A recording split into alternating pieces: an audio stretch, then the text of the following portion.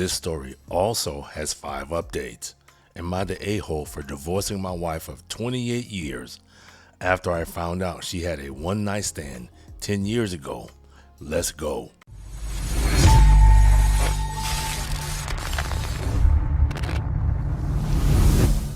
Ever wonder how a 10-year-old phone can destroy a 28-year marriage?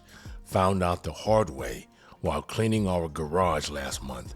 It was buried in a box marked Old Electronics, one of those ancient iPhones with a cracked screen. Probably wouldn't have even tried charging it if I hadn't been so bored that Sunday afternoon. 3 hours of cleaning turned into 5 hours of discovering how my wife spent that business conference in Phoenix back in 2014. Turns out she was busy all right, just not with business. Been married since '96, raised 2 kids now in college, bought 3 houses, moved cities twice for my job, never once questioned her loyalty. Not until that phone lit up and showed those messages. You know what's funny about old technology? People forget what they leave behind. They delete apps, clear browsers, even reset phones. But those text message backups, they stick around. The conference was in March 2014. 5 days in Phoenix for some sales training. Called her every night, like always. She talked about the seminars, the networking, the hotel food. Never mentioned the coworker who kept texting her at 3 o'clock in the morning. Never brought up the room service for 2. Never explained why her room charges were double the company allowance. That phone had everything. The messages planning their meetups, the photos they sent each other, even the morning after text where they promised to keep it between us. The guy still works at her company. Well, for now. Got promoted last year, actually. She congratulated him on LinkedIn. Probably thought I'd never know they christened room 647 at the Phoenix Marriott together. Want to know the best part? We just celebrated our 28th anniversary last week. A big party. Family flew in, renewed our vows. She cried during her speech about lifelong trust and honesty. Now I'm sitting here holding a decade-old phone that proves every word was a lie. Met her at Home Depot in '93. She worked in the paint department, mixing colors for suburban housewives. I was starting my contracting business and spent half my paycheck on supplies every week. She knew every contractor's discount by heart. Saved me thousands that first year. That's how it started. Just practical stuff, no romantic cliches. Married 3 years later, small ceremony, practical venue. Both of us were too busy building our careers to waste money on fancy celebrations. She moved into sales at a 5-year-old marketing company. I expanded my business across 3 states. Money was tight those first few years. Lived in a 1-bedroom apartment.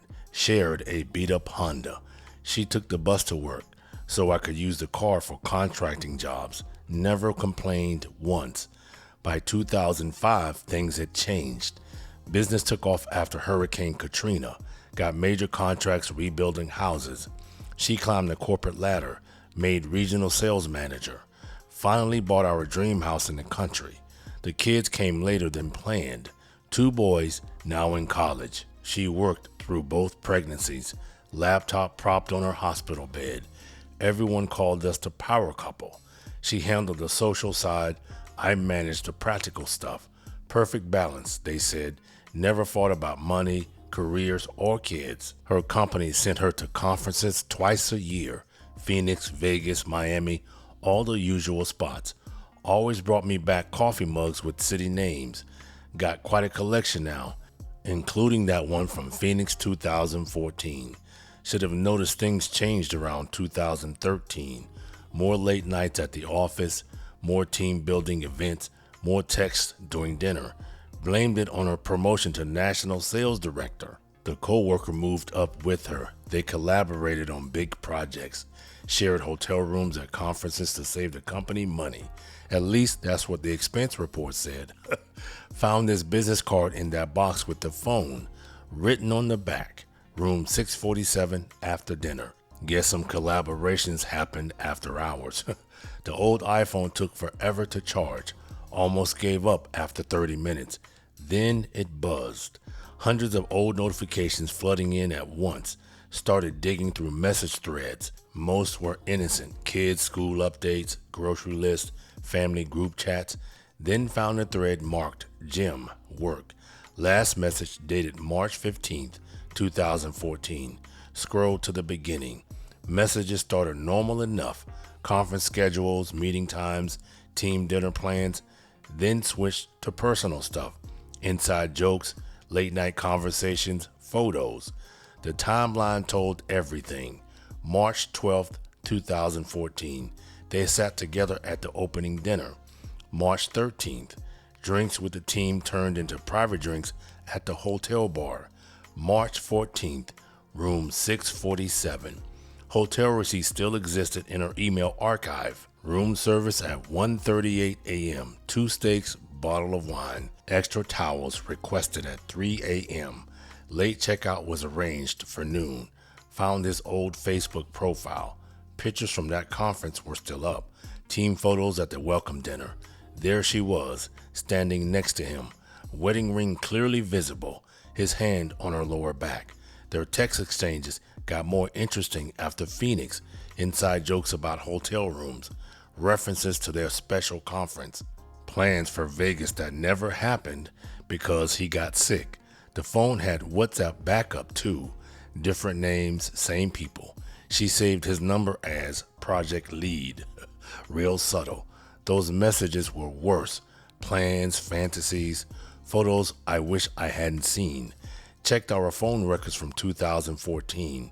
Found hours of late night calls while I was asleep. Always on days I worked early construction sites. Always to his number. I guess what they always say, what's done in the dark will at some point come to light. Google Photos backed up everything. Conference selfies, hotel lobby shots, even a picture of them at dinner.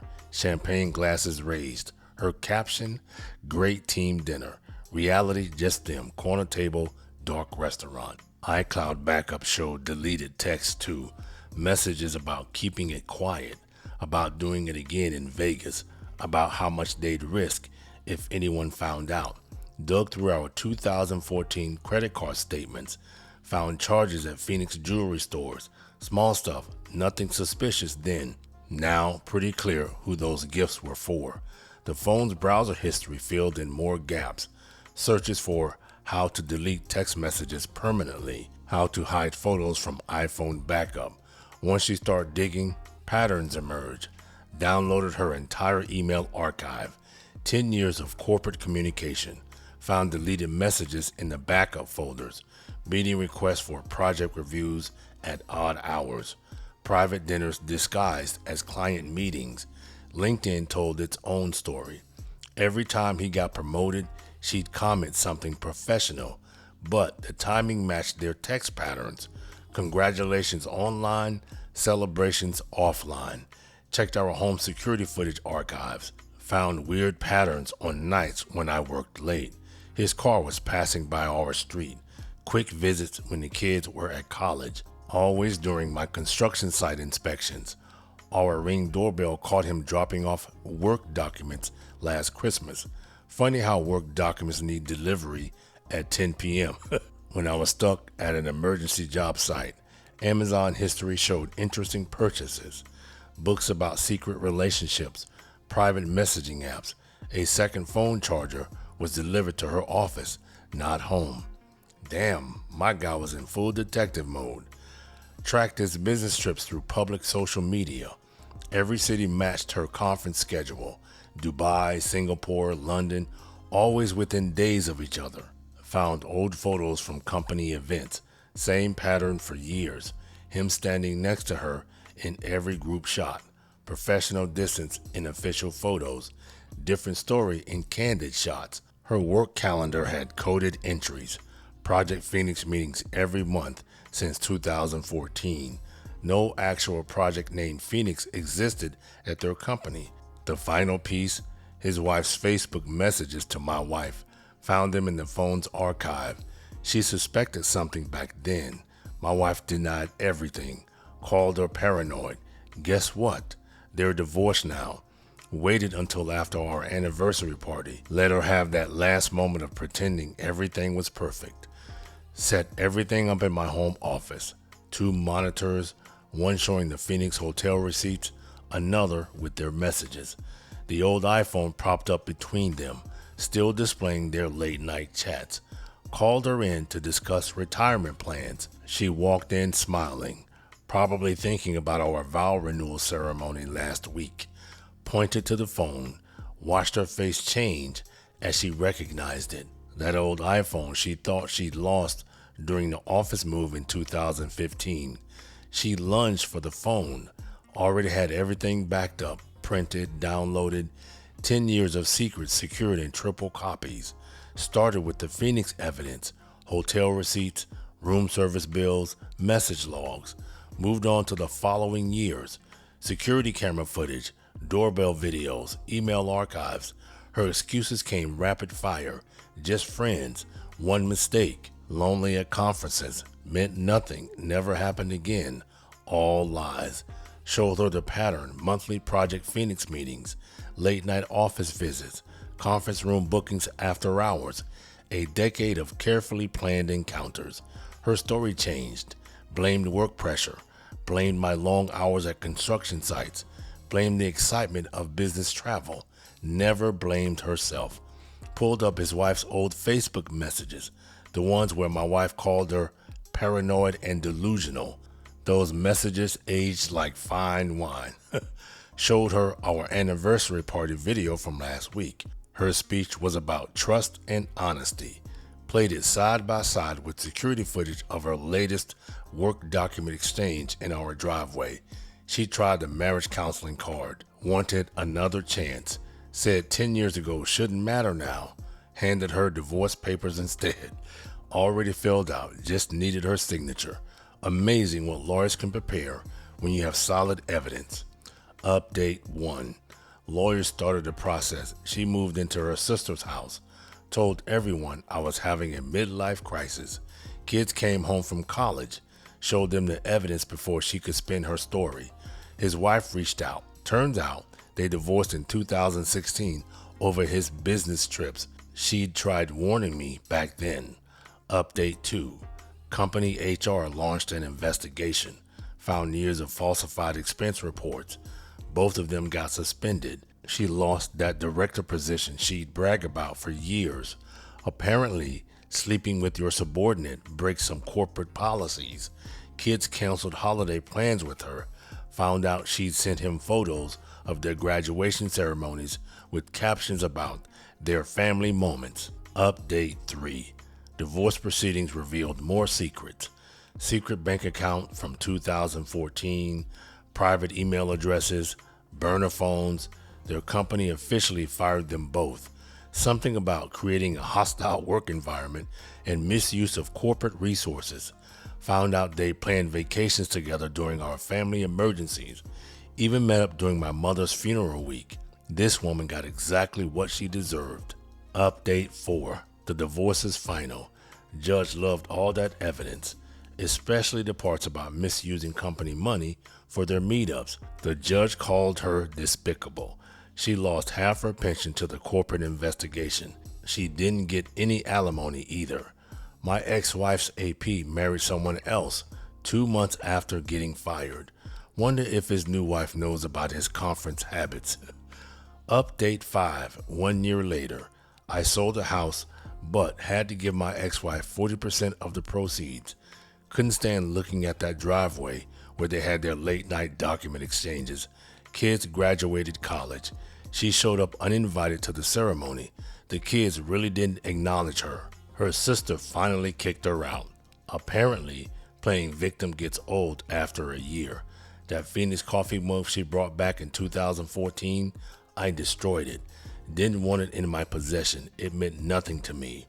Sometimes people ask if 10 years is too long ago to matter.